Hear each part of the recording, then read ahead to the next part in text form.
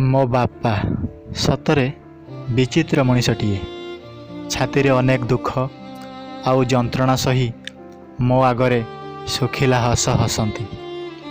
बेले बेले पेटरे पेटे भूक रखी मते खुआई निजे भूक नहीं कही पानी मुंदाए पी दे सोई जाते। अनेक अभाव थिले भी आमको तांको दारिद्र्यता देखांती नहीं। देहरे अनेक व्यथा और दरद थिले भी से दरद को लुचेई काम करने को चली जाती। मो खुशी रे खुशी है निजर समस्त दुख को से भूली जाती।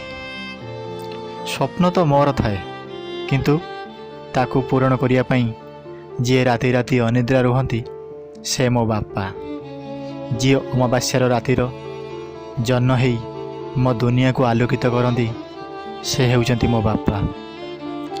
निज जीवनर अधूरा स्वप्न को मो द्वारा पूरण करिवार इच्छा रखुवा लोकटी हेउचंती मो बापा।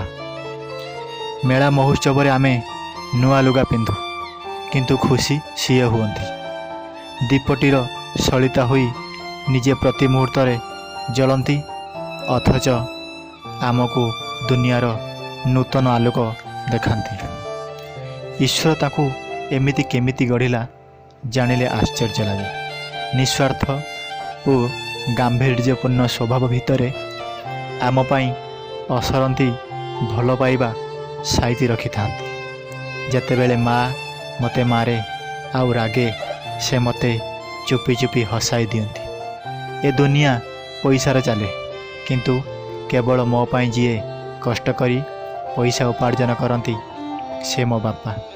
से मो बापा प्रकृतरे महान।